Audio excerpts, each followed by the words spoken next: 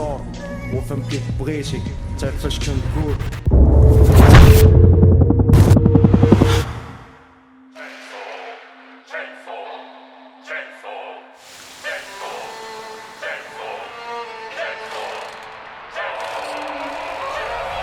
نضج من ناحية الإنتاج، حيث الجمال يختلط بالفوضى. استديو مابا خلق عملا يكرم مانغا فوجيموتو الأصلية، بينما يستفيد من المقياس السينمائي والتطور التقني لصياغة تجربة ممكنة فقط في الوسط المسرحي. مفاهيم كالساكوغا أكل عليها الدهر وشرب، حيث لا فرق بين السيجي والرسم اليدوي إلا بالتقوى. الفن الحقيقي لا يقاس بالتقنية وحدها، بل بكيفية توظيف هذه التقنية لخدمة المادة الخام المعروضة.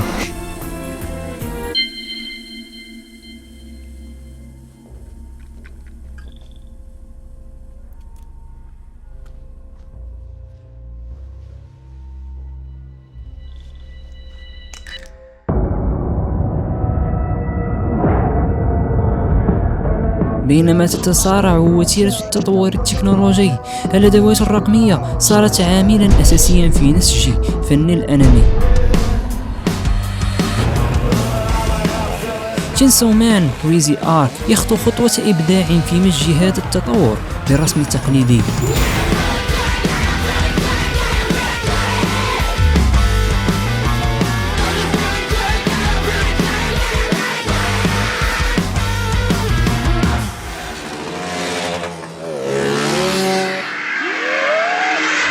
ليس كاقتباس لسلسلة مانغا محبوبة فقط، بل كفيلم مستقل برهنت فيه مابا إلى أي درجة صار بإمكاننا مزج CGI بال2D.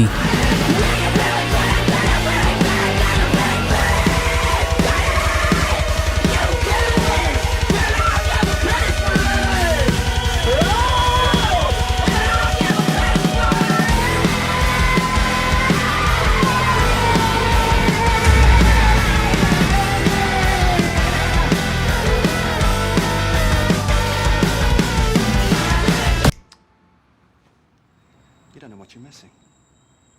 Overtures like that get my juices flowing. So powerful. But after his openings, to be honest, he does tend to get a little fucking boring.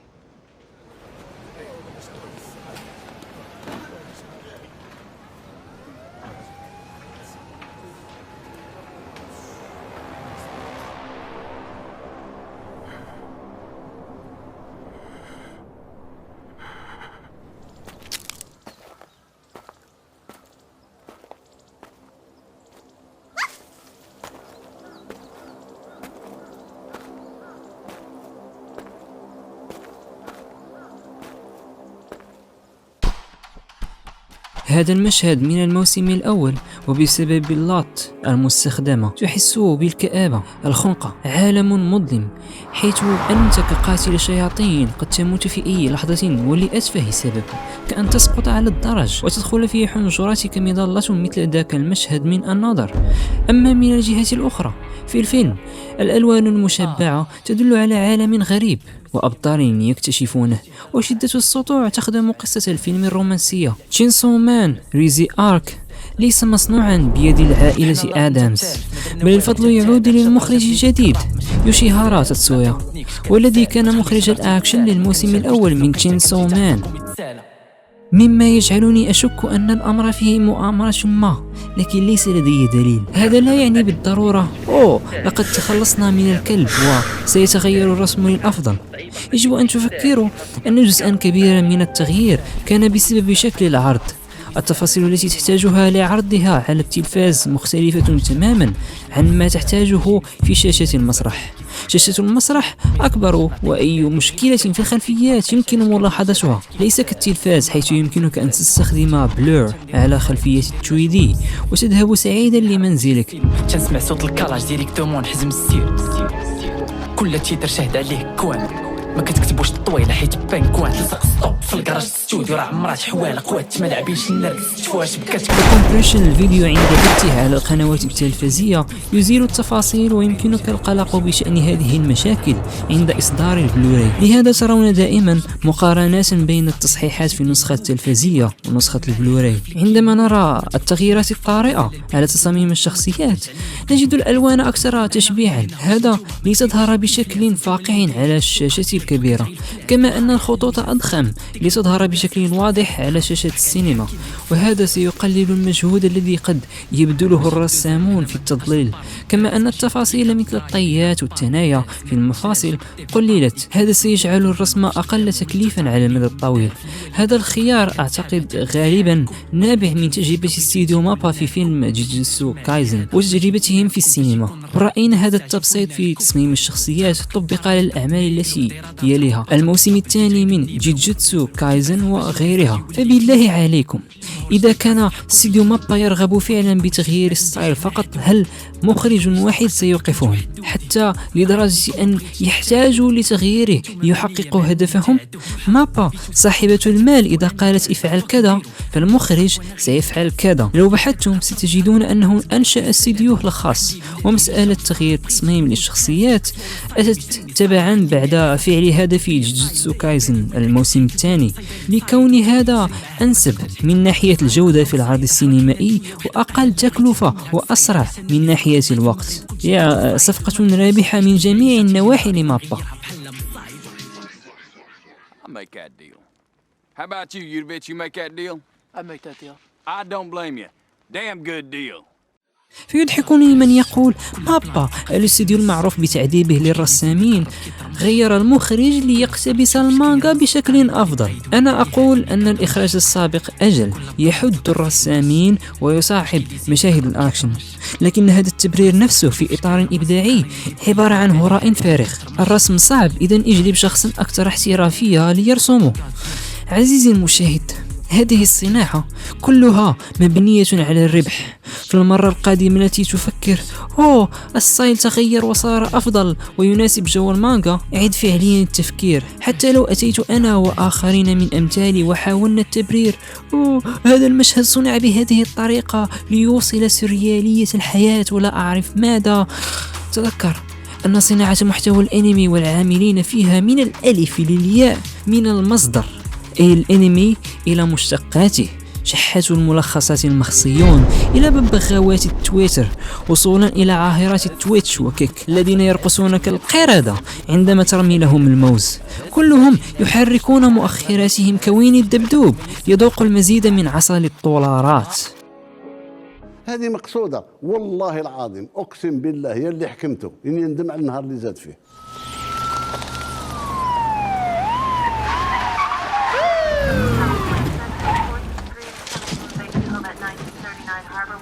بمناسبة الحديث عن التغيير ولنوسع مجال رؤيتنا لنشمل الأفلام عامة، ما الذي تغير في الفيلم كي يحقق مثل هذا النجاح في شباك التذاكر؟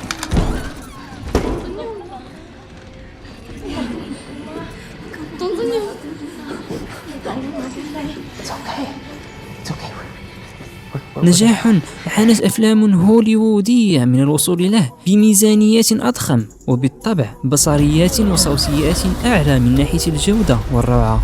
وهذا التغيير يكمن في القصة. أولا، فكرة اقتباس آرك ريزي كفيلم هي فكرة ذكية. لديك مانجا مشهورة جدا ومقتبسة لأنمي مشهور أيضا، لا في اليابان ولا خارجها، بالتالي أمر طبيعي أن تدخل سوني في الإنتاج.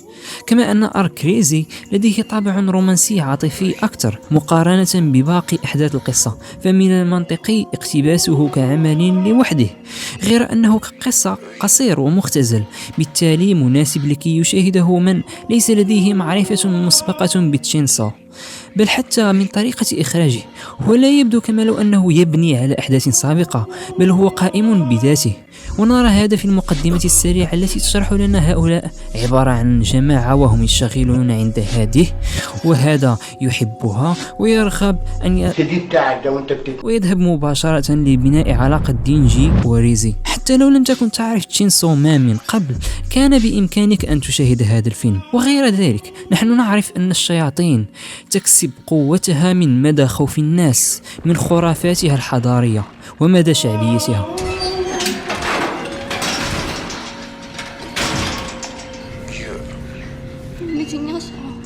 كشيطان المسدس، شيطان الساطور، وشيطان المنشار. لكن عندما نتكلم ليس عن بلاد الهيروشيما والناكازاكي فقط، بل عن عالم بأكمله يرتعد من تكبير رداء أبيض وحقيبة سوداء، فالذي قدمه هذا الفيلم هو عدو مناسب. Did you know if you mixed equal parts of gasoline and frozen orange juice concentrate, you can make napalm? That's right. One can make all kinds of explosives using simple household items. جودة رسمها، ندوب الكاسكيت ندوب ليك الكاستيت، شوف سلايد اللي في الهايت ماشي في رجلي لا دير طريقة مسج الأكشن المتقن بفوضى الانفجار، الراك وكان دير بنادم كاستي، رعب الأشلاء المتطايرة.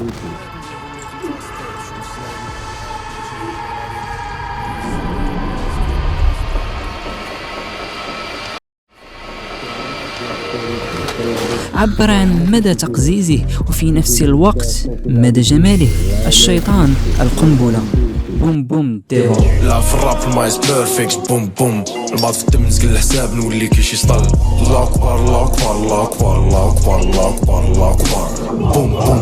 لا في الراب المايس بيرفكت بوم بوم، البعض في الدم نزقل الحساب نولي كيش يسطل. الله اكبر الله اكبر الله اكبر الله اكبر الله اكبر الله اكبر بوم بوم. فالشريرة هنا ليست بشرير اعتيادي، وطبعا علاقتها بالبطل شاذة، حالة شاذة بمعنى خارج عن القاعدة. من برمج عقولكم كي تفهموا الشذوذ بهذه الطريقة؟ البطل والشرير ليسوا مجرد أعداء، بل هم يحبون بعضهم بطريقة ما. هذا خارج عن المعتاد، فأنت أثناء المشاهدة تبقى مشدودا بحبلين تريدهم أن يتقاتلوا لأنهم يجب عليهم ذلك، وفي نفس الوقت لا تريدهم أن يتقاتلوا بسبب علاقتهم. هذا شيء غير عادي في أفلام ليس الأنمي فقط بل في السينما ككل. وغير هذا أنتم تعرفون ذلك السيناريو، العدو يصير صديق البطل في النهاية، مثل سيناريو الشيخ والعلامة ناروتوه ابن أوزوماكي. قائد القبيلة سيهدي الشرير إلى الصلاح والطريق المستقيم. هنا يحدث التغيير في هذا الفيلم بحكم علاقة دينجي وريزي، فهذا التحول هو الأكثر قابلية للحدوث. كنت كنقول عمري نفرح ما غنسكتش الا بديت نشرح، ماشي في الخاوي كنبغيك في الصح وماشي بالعني كنبغيك بصح. ما وليت كنشوف خيالك في كاكنات لابارت، كنت باغي نحلك قلبي ما ضماش لتما طا. في يوم ماطر لم يكن مجال للاحتماء من مليمترات من المطر غير كابينة هاتف قام فيها دينجي بحركة سحرية. لكن هذا السيناريو الكليشيه لم يكتمل. والراية الراي نسيت الراية البيضاء وصاي. الحائط يسمع، ومن يتجرأ ليدخل البالون حتى للصالون لا يقطعن أيديهم وأرجلهم من خلاف. في كل مرة تسمع الله أكبر الله أكبر الله أكبر بوم بوم. لا في الراب المايس بيرفكت بوم بوم، البعض في الدم نزقل الحساب نولي كيش يسطل. الله أكبر الله أكبر الله أكبر الله أكبر الله أكبر الله أكبر. فبالطبع هذا الفيلم وما قدمه غير اعتيادي، لا من ناحية الحبكة ولا الرسم.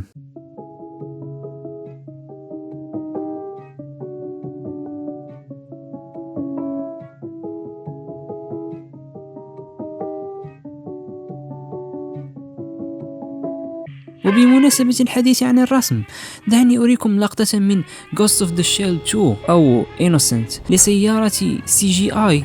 من شدة إتقان استخدام CGI تبدو واقعية، وسيارة من الفيلم فيلم تشينسو مان مرسومة يدويا. هذان المثالان وضعتهما لأشرح كم يمكن دفع التقنية للحصول على نتيجة رائعة، سواء كان الأمر يتعلق بالرسم التقليدي أو السي جي. يمكن تلخيص الصعوبة وسوء السي جي آي في أن هناك شخصين مختلفين، أحدهما يرسم والثاني يستخدم السي جي آي، ثم محاولة جبارة في ضبط الكومبوزيتين لخلق وهم التجانس. وأنا متأكد عزيزي المشاهد أنك تعرف أمثلة كثيرة عن فشل هذه العملية. في هذا الإطار لطالما كانت يوفتيبو السباقة في التطور في هذا المسار بتكوينها لقسم كامل للسي جي آي يعمل جنبا إلى جنب مع فريق الرسم والتحريك. هذا التواصل المباشر بين فريقين يمكنهم من إنتاج مشاهد السي جي آي المدهشة في كيميتسو نو يايبا، والتي رفعت من جودة العمل لدرجة أنك لو كنت تشاهد قاتل الشياطين منذ بدايته وحضرت تلك الضجة التي أحدثت عن تلك اللقطة التي صارت ترند في الإنترنت، وكم من مدح الناس لمدى جودة بين قوسين الساكوغا ومدى روعة الرسم فيها. تلك اللقطة عبارة عن رسمتين واقفتين للشخصيات والكثير من السي جي آي. الناس لا تفرق بين السي جي آي والرسم اليدوي، ولا زال بعض النصف عقول تضع لك صورة عينين من هجوم العمالقة وتقول لك انظر إلى ميزانية وان بيس كلها وضعت في رسم عيون الهجوم العمالقة، وهي حرفيا مجرد تأثيرات بصرية وضعت بالآفتر إفكت بعد الانتهاء من الرسم. بطبيعة الحال أنتم ستعرفون الفرق بين السي جي آي والرسم اليدوي بسهولة، صحيح؟ حصله سيبي وذي مصروع.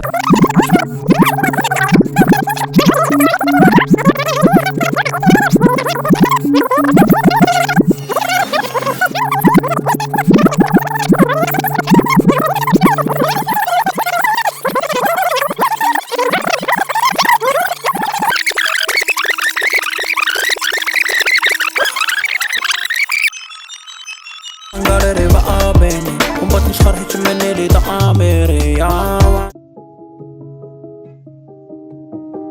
وباقي خاص القابينا دقين وزيت الراية البيضاء صاحي ما بقيش داب معهم باطا.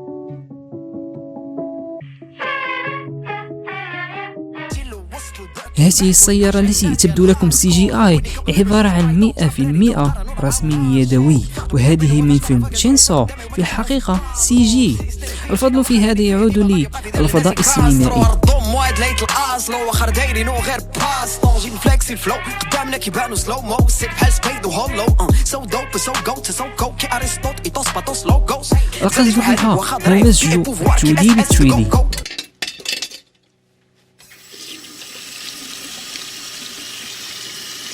لو كنا في القديم نرسم باليد ثم بعد ذلك نضيف السي جي آي مما ينتج عن ذلك مشاكل إن لم تتم عملية الكومبوزيتين كما يجب، صار الآن الأمر بالمعكوس، بل وصار من المستحيل التفرقة بين المشاهد المرسومة يدويا والأخرى الحاسوبية.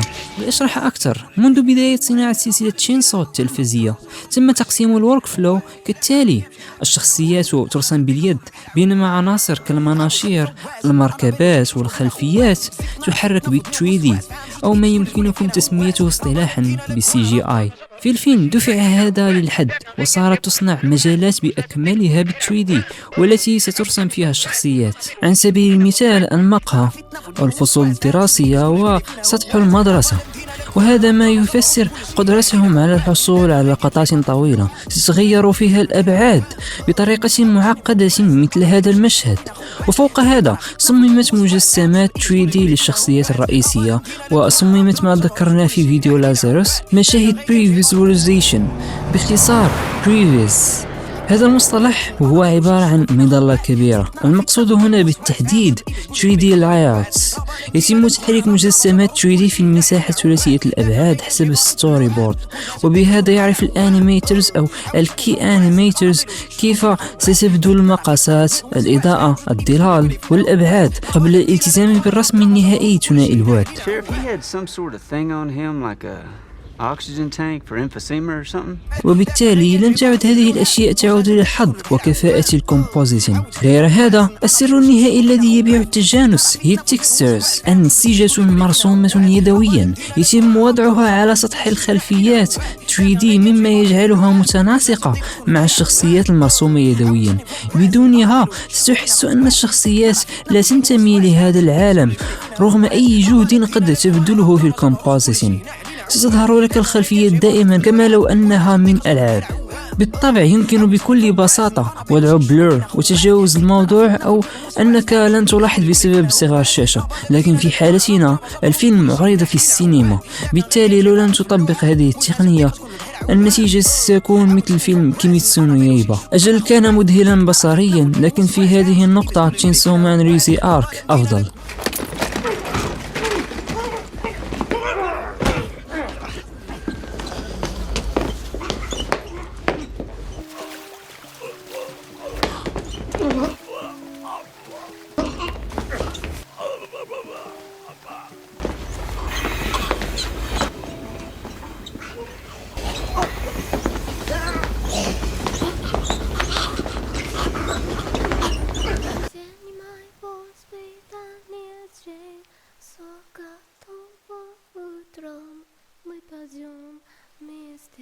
أتحسبون أن انتهينا؟ لا، كل هذه الأشياء يتم وضعها في طبقات متعددة متشابكة أثناء عملية الكومبوزيشن، من الشخصيات وأجزائها ثلاثية البعد إلى الخلفيات والتأثيرات البصرية، الحطام ديبريس والأشياء الأمامية، وكل عنصر يمكن الولوج إليه وتعديله، تصحيح ألوانه ووضع تأثيرات عليه. هنا يمكن خلق تلك النظرة السينمائية، خلق الفيش آي، الموشن بلور، والشالو ديبت فيلد.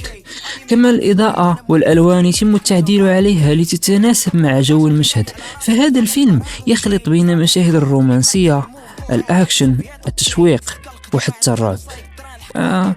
رعب إيش؟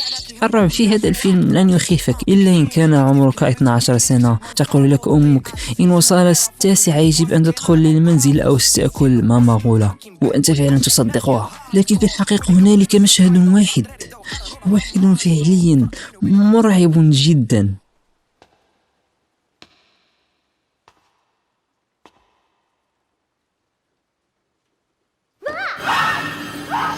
يا لا صدر عند إيلام راسك فيه لاح مكتب السطر ودرت الطيطون بين السبابة والإبهام، ودعيت لربي بقى يلاقيني باللي بحالها باش لي طنتاع تعيش منتصبة ونديرها لك فودنك. أنا آسف، لكني سأعيد سرقة الفكرة. يا له من صدر تمتلكه ماكيما ودينجي في علاقتهم، صدر من بيت شعري لا يتبع العروض أو أحد البحور. لكن تسألونني لما أنا هنا الآن، وسأجيبك تلك اللقطة من تلك الحلقة من ويست وورلد. ها أنا الآن جئت لأسبب ميهام بأن أشرح مصدر الإلهام الذي مكن فوجيموتو من مسك الفرشاة بين السبابة والإبهام لرسم هذه العلاقة.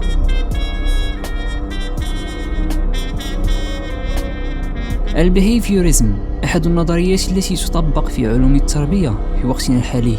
أشهر روادها بافلوف يشرح بتجربته أن التعليمات تثبت عبر ربط حفاز بالعملية. مع الوقت يصير هذا الحفاز هو الذي ينشط العملية نفسها، هذا عبر تجربة الكلب الذي يعطى له الطعام وفي نفس الوقت يرن جرس لا علاقة له بالأمر. مع التكرار يربط الكلب صوت الجرس مع موعد الطعام، فالكلب يصير كلما يسمع صوت الجرس يسيل لعابه. ضحايا في الجيم كلامنا سلاح درسونا الفورنزيكس صوت وآهيم صار رابي مربع يدي بحال براندي كتبو تاكي بالعود كاندي 6-7 كانديز او ماي جاد قوة البارز جينز اسموني زانجي ماشي الروبيكس وهذا غيحل معايا ودنيك واستاقم.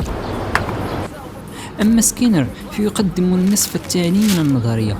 لا يتوقف الأمر على الحفاز وعملية التعليم بل بالتبعات أيضا. موضوع الاختبار يلقن له أنه إذا قام بالفعل المراد سيكافئ، وإن لم يفعل سيعاقب. مع الوقت الأفعال التي لا نريدها ستقل بسبب الخوف من العقاب، والتي نريدها ستكثر بسبب الرغبة أكثر في الجائزة. جزئية بافلوف وسكينر مرتبطتان ببعضهما ويتم استخدامهما في مجالات عدة. على سبيل المثال سلوت ماشينز في الكازينوات تدمج أصوات دوران العجلات الجميلة بعد أن تجر الرافعة. بعد عدة مرات تربح فيها يصير ذاك الصوت بنفسه حفازا كافي لإفراز الدوبامين، وبين فين والأخرى تسمع صوت أن أحدا ما من حولك قد فاز، مما يدفعك للعب أكثر مقتنعا أن الفوز قريب. كما أنها تشتغل على نظام IVSR أو تعزيز أو التلقين بجدول متغير ومتقطع. قد تفوز مرة بعد 20 دورة، ومرة بعد 5، ومرة بعد 3. مع الوقت تصير تلعب بدون أن تعرف السبب. نفس الأمر بالنسبة لماكيما ودينجي. ماكيما تصنع محيطا وتعرف دينجي بالجائزة، ودينجي ينفذ الأوامر ليحصل عليها. مرة تتركه يلمس ثديها، وأخرى تخرج معه في موعد وبشكل عشوائي. فلأن دينجي لا يفكر برأسه لأن رأسه مشغول بما يوده رأسه الثاني، فيبقى هو مشدودا على تنفيذ الأوامر مثل الأهبل، آمنا أن في أحد الأيام سيتمكن منه. فالمضحك في الأمر أن الناس تعيب هذا الأنمي بالكلب المنشار على أساس أنها معيبة، فدمج الكلب بشخصية دينجي عميق في القصة وله معنى أعمق.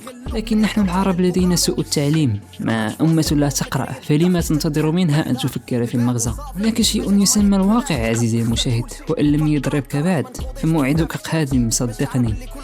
فقط أن شيئا ما يقززك لا يعني بالضرورة أنه سيء، خاصة لو كان مفروضا بالواقع. ولن يكفيك غرس رأسك في الرمال كالنعام لتعيش في اطمئنان بدل مواجهة هذا الواقع. لنفس السبب الذي قد أخجل من أقول لكن من العادي لي أن أنطق كلمة عاهرة أو ابن عاهرة رغم أن معناهما واحد، لكن أحدهما عيب. لذا لا أمانع أن أنادى بأني أطبل لكلب المنشار، بل وسأفتخر إن قلتم عني أني في هذا الفيديو أطبل وألمع. أجل، ألمع مرآة تعكس واقعا نعيشه، تعكس حقيقة الشعوب بأكملها. إن نطقت بكرامة، حرية، عدالة اجتماعية تضرب كي لا تعيدها. أما إن طبلت سبحان الله ترتفع بسرعة في سلم الترقية. حك ظهري أحك ظهرك. لتفهم أكثر حاول أن تتخيل معي هذا الأمر.